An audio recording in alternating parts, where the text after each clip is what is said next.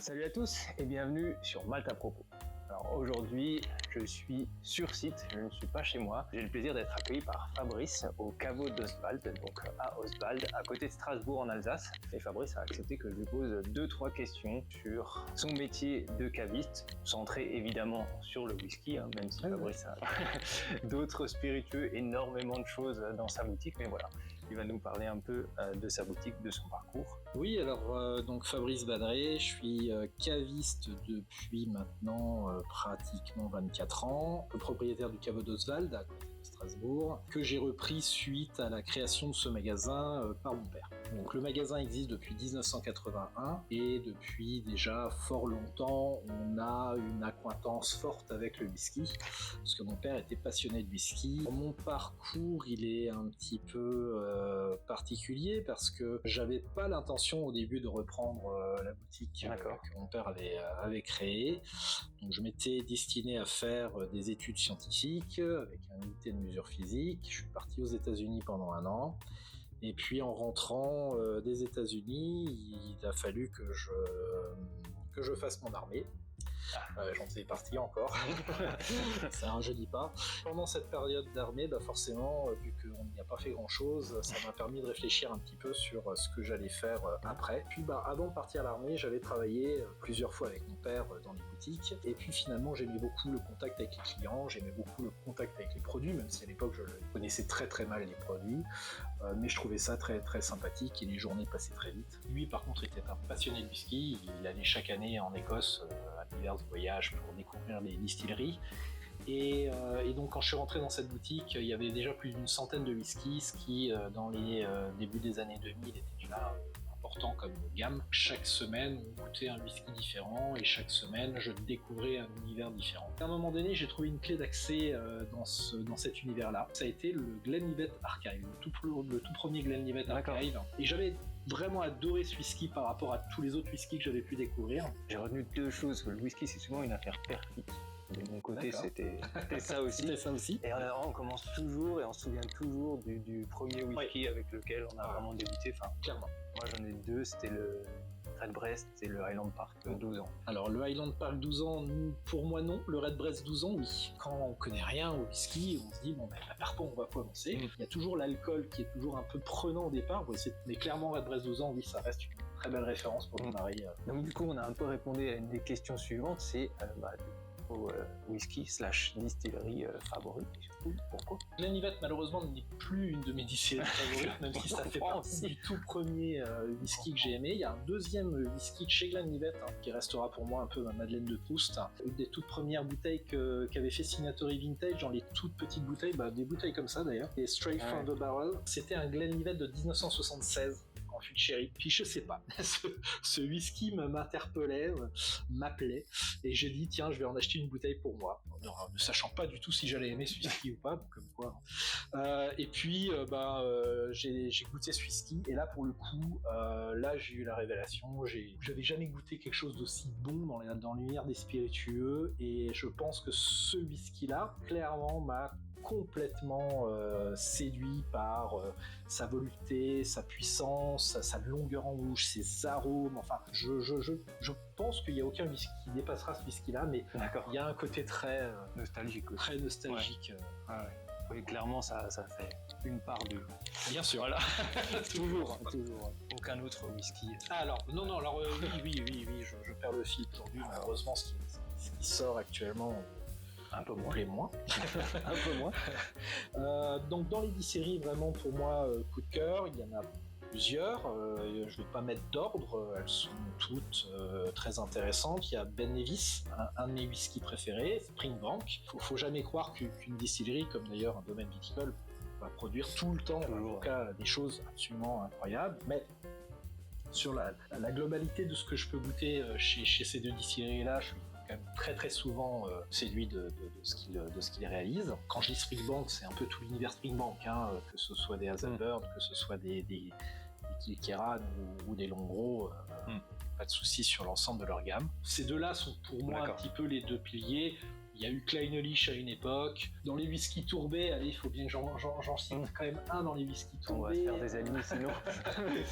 Allez, à certaines époques, ça dépend des époques, Bruichladdich a été souvent parmi les préférés. Kilchoman fait quand même partie aujourd'hui pour moi des très bons sur l'île d'Ailey. Et puis j'espère dans un futur proche Arnoët. Vous venez de citer du coup une nouvelle distillerie justement. Comment est-ce que vous avez vu le marché évoluer ces dernières années? Alors sur les dernières années, malheureusement, en tout cas là je parle que de mon approche à moi et de ma boutique. Je généralise pas par rapport à d'autres confrères. Malheureusement, les tarifs ne nous aident pas actuellement. Les prix ont fortement augmenté en l'espace d'une dizaine d'années. Une partie spéculation qui est apparue, qui n'existait pas du tout quand j'ai commencé ce métier, qui franchement, on aurait pu s'en passer, clairement. Malheureusement, l'accès à certaines bouteilles sont devenues beaucoup moins évidentes. Ça crée une baisse de demande actuellement. On le ressent clairement chez nous. Même pour moi qui suis un passionné de ce que je vends, je déteste vendre des choses qui sont trop chères parce que ça nous met toujours dans une position de difficulté, parce que pour faire découvrir un produit, et s'il faut mettre déjà une centaine d'euros, alors qu'à l'époque on avait tellement de choses à proposer, ne serait-ce que entre 20 et 60 euros, autant chez des embouteilleurs indépendants, voire même sur certains bruits de fût, la fenêtre s'est vachement rétrécie et c'est bien dommage. C'est vrai que pour certains embouteillages en particulier, ça fait un peu mal au cœur de voir le prix alors oui, exploser. On parlait de Springbank, c'est malheureusement le cas aussi pour ces distilleries-là. Et puis la partie spéculation, par contre, elle a été violente parce qu'il y a des embouteillages qui sortaient et à peine une semaine suite à la sortie, les bouteilles pouvaient être doublées en termes de prix de vente sur ce qu'on appelle le marché gris, donc le marché de revente de gré à gré entre particuliers. Ça crée toujours une distorsion énorme. Ça se calme un peu en ce moment, on sent que le marché est beaucoup plus difficile qu'avant, tant mieux. Il y a toujours quelques distilleries dont on a cité qui resteront quand même très demandées, mais pour le reste, je pense qu'il va y avoir des baisses de prix, je l'espère en tout cas dans les temps à venir. On parlait de l'évolution du marché, mais il y a aussi les nouvelles distilleries, un phénomène de réouverture de distilleries un peu partout. Il faut faire la différence entre des nouveaux projets qui sont sortis de terre, et il y en a encore d'autres qui vont arriver, un petit peu. Et puis des grands groupes qui ont décidé de faire renaître de leurs cendres des distilleries qu'ils avaient eux-mêmes détruites, notamment Rosebank et Port-Hélène. C'est rigolo, mais malheureusement, en tant qu'amateur et en tant que un petit peu connaisseur dans ce domaine, on sait très bien que si les alambics n'existent plus, etc., alors ils peuvent reprendre les plans, ils peuvent faire ce qu'ils veulent, mais pas sûr qu'ils reproduiront le distillat de l'époque. Donc il y a un côté un peu marketing très fort sur lequel ils misent, à voir dans les faits si oui ou non qualitativement c'est intéressant. Pour la partie des nouvelles distilleries, par contre, il y a plein de choses qu'on va pouvoir découvrir. Il y a la nouvelle distillerie d'Arn, Lag. Il y a Arnamurcan qui est quand même pas très ancien. Enfin, il y a pas mal de distilleries là qui ont profité justement du boom de la demande sur les whiskies, et surtout avec des augmentations tarifaires qui ont fait que certains projets ont pu naître parce que potentiellement il y avait de quoi pouvoir soutenir des nouveaux projets, parce qu'il faut pas oublier que chaque nouvelle distillerie c'est des beaucoup d'investissements. C'est beaucoup d'investissements. On va pas vendre tout ce qu'on a produit uniquement au bout de 3 ans, donc une toute petite partie arrivera sur le marché au bout de 3 ans, donc ça fait qu'il faut quand même des capitaux et des fonds propres importants pour soutenir un projet à long terme. Mais en tout cas, aujourd'hui, il y a pas mal d'excitation sur des nouvelles distilleries à venir. Dans une ou deux vidéos précédentes, j'avais pu un peu décrire l'expérience de débutant comme un peu un parcours d'aventurier, justement. Il faut défricher le terrain, il faut choisir un whisky. Personnellement, quelle est votre approche dans ce marché-là du whisky? Comment vous voyez les choses? Pour un débutant, pour quelqu'un qui débute, comment faire pour comprendre cet univers et comment commencer dans cet univers-là? Comment commencer, Faut le faire de la manière la plus naturelle possible. Alors moi, je déconseille, pour démarrer, je conseille pas forcément de s'intéresser à des blogs ou à des on peut les regarder, mais il faut pas prendre les références qu'on vous donne comme la certitude que ces whiskies-là vont vous plaire. Il suffit d'une manière sans bouquiner, sans aller essayer de comprendre c'est quoi les meilleurs.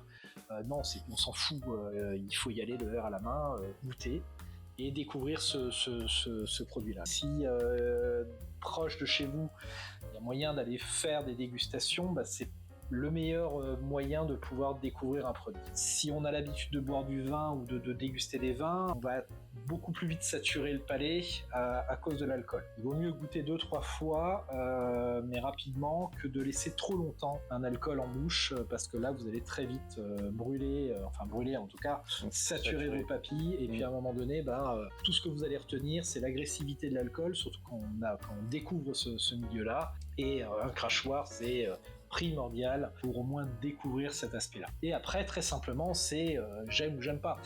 Je goûte, ça me plaît, ça me plaît pas. Alors si ça me plaît pas, après, il faut essayer de comprendre qu'est-ce qui plaît pas. Donc c'est pour ça, moi encore une fois, j'y suis allé par une manière un peu biaisée, je n'avais pas le choix. Il fallait que je découvre, il fallait que je comprenne ce milieu, et il fallait que finalement...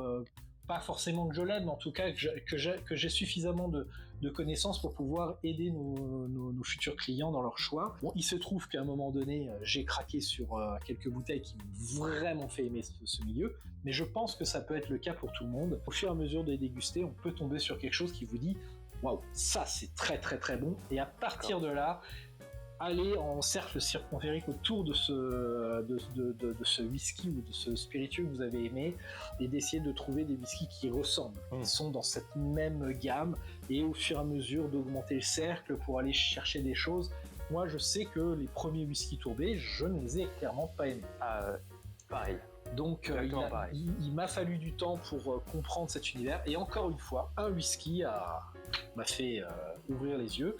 À l'époque, c'était le tout premier Ardbeg Ugelai. Et c'était le fait que le sherry cask apporte de la rondeur et de la gourmandise à la tourbe qui m'a permis de bien aimer cet univers-là. Et donc pareil, première chose que j'ai fait, j'ai goûté plein de whisky tourbés avec des sherry cask, et au fur et à mesure, je suis allé goûter des bourbon cask ou des refill d'abord, et après, finalement, j'ai tout aimé, parce qu'une fois qu'on apprend à aimer la tourbe, après le sherry cask, on peut s'en passer, et puis on peut aimer l'entièreté de ce produit. Mais voilà comment moi j'ai découvert le whisky, comment je l'ai appréhendé. Il peut y avoir un déclic, faut pas s'arrêter. Voilà, faut pas s'arrêter à une mauvaise expérience. Ou de mauvaises expériences. Faut surtout éviter l'expérience du whisky coca, qui n'est clairement pas une bonne expérience. Ou alors le laisser derrière soi, essayer de l'oublier si on l'a vécu déjà. Voilà. Et puis on peut découvrir le whisky sous plein de formes de dégustation. Nous, on les goûte purs, mais sachez qu'un alcool, ça peut se goûter dilué. En long drink, il n'y a aucun problème à ça. Il ne faut pas hésiter à trouver justement votre chemin, la partie qui vous plaira le plus. Il y a des astuces, il y a des choses qu'on peut recommander, mais il n'y a pas de dogme en fait. Non, jamais. Et que ce soit dans le spiritueux et dans le vin, c'est pareil. Faut laisser parler ses sens, et surtout se faire confiance. Il n'y a rien de pire pour moi dans ces milieux-là, c'est de faire confiance aux autres pour choisir les choses qu'on va aimer. Pour moi, c'est pas du tout la bonne manière de faire. De voir ce que les autres aiment et d'aller goûter pour voir si oui ou non on est en d'accord ou pas, c'est très bien. La confrontation, c'est excellent. Le fait d'avoir justement des approches différentes. Donc faites confiance à votre palais, à votre goût. Les gens me disent souvent lorsqu'ils viennent découvrir, mais moi j'y connais rien, je sais pas. C'est pas grave. Pas besoin de savoir pour apprendre, et puis surtout il faut juste se faire confiance, et puis accepter de dire ça j'ai adoré, et si c'est ça que vous avez adoré, c'est ça qu'il faut acheter, même si pour moi c'est pas le meilleur, on s'en fiche. Donc n'écoutez pas tout ce qu'on vous dit, notamment moi, et puis mais par contre donnez votre avis. Voilà. Alors les salons de dégustation sont d'excellents lieux pour apprendre. Si je ne dois citer qu'un salon en France, le Whisky Live à Paris est un excellent endroit même pour découvrir. C'est un budget, et puis il y a beaucoup de monde aussi, je trouve pas ça forcément très confortable. Il y a eu beaucoup de monde, mais le salon est devenu très grand. Honnêtement, si on n'est pas un geek du whisky et qu'on vient là plus pour découvrir cet univers, c'est un excellent lieu, parce que il y a deux zones, il y a la zone du haut et la zone du bas. La zone du bas, il y a déjà énormément de choses à faire, et énormément de choses à découvrir de très très grande qualité, et il y a beaucoup de périodes dans la journée où c'est assez calme. En tout cas, on peut facilement accéder au stand, découvrir, etc. Ok. Ou sinon, on peut aussi effectivement venir chez son caviste. Je pense qu'il y a beaucoup de cavistes qui proposent des dégustations au cours de l'année, et c'est un excellent endroit pour pour découvrir un spiritueux. Alors Fabrice, vous avez énormément de références en rayon, que ce soit du whisky ou autre. Comment vous choisissez? Comment on choisit? Des salons, beaucoup. Difficile pour nous d'aller se balader en Écosse pour aller choisir les whiskies directement là-bas. On arrive d'y aller, mais c'est assez rare malheureusement. Et on est un petit peu prisonnier de notre boutique, donc il faut bien l'ouvrir, il faut bien la fermer. Donc voilà, on n'a pas une capacité à pouvoir sortir aussi facilement que ça. Les spiritueux sont distribués par des distributeurs, des grossistes, enfin plutôt des distributeurs qui ont une exclusivité sur la distribution d'une distillerie sur un périmètre qui est normalement le périmètre national. Ou soit ils viennent nous voir avec des échantillons, et à partir de là on peut goûter ce qu'ils proposent, ou soit on va aller dans des salons professionnels, et là du coup ça nous permet de goûter et de découvrir énormément de produits, et c'est pendant ces dégustations-là qu'à un moment donné on va déterminer les coups de cœur que l'on a. Moi je travaille principalement qu'à ça, je goûte dès qu'il y a quelque chose qui me plaît énormément, il faut que je le rende, il faut que j'en parle à mes clients, il faut que je le fasse découvrir. Chaque année, on découvre de plus en plus de choses. Donc, mon père avait un rayon de whisky d'une centaine de bouteilles, ce qui est déjà important. Mais moi, quand j'ai repris la boutique ici, on avait uniquement une dizaine de bouteilles. Donc voilà, une dizaine. Après, c'est passé à 10, à 15, à 20, à 30. Et, après, c'était 2, 3, 4 étagères. Et puis à un moment donné, j'en avais tellement parce que j'avais même plus la place pour toutes les présenter, les bouteilles. On a créé cet espace où on a pu montrer une partie seulement de ce que l'on a. Aujourd'hui, il faudrait que je fasse que du whisky dans le magasin si je vais montrer uniquement tout ce que j'ai. Et en fait, chaque année, on augmente notre gamme comme ça. Il y a tellement de choses qui sortent. J'ai pas rentré tout ça en une seule fois, juste en goûtant et en disant c'est bon, on va tout faire. Non, ça s'est fait progressivement, tranquillement et à chaque fois sur des coups de cœur, etc. Des produits qu'on a rentrés, qu'on a arrêtés parce que gustativement, on ne s'y retrouvait plus.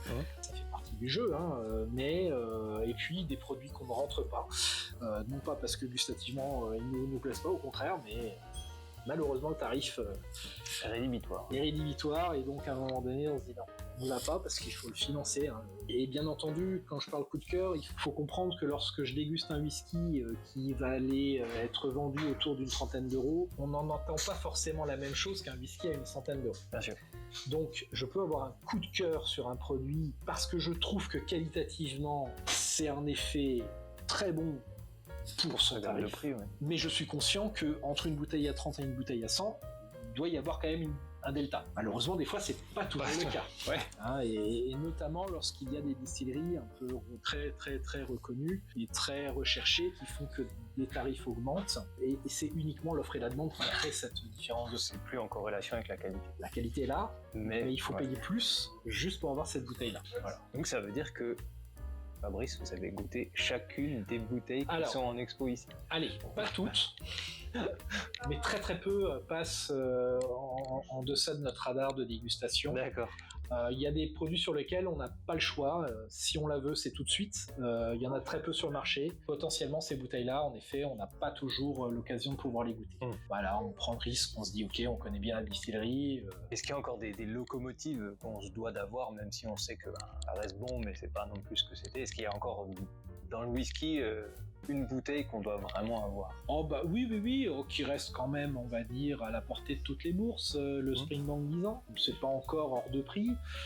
Ça coûte cher, on est au-delà des 70 €, mais on n'est pas encore dans des prix stratosphériques. Ça reste quand même pour moi un excellent pilier. Bon, je vais être un peu plus éclectique. Sonoma dans les whiskies américains, les prix sont sages, les produits sont excellents. Qu'est-ce que j'aurais d'autre à proposer?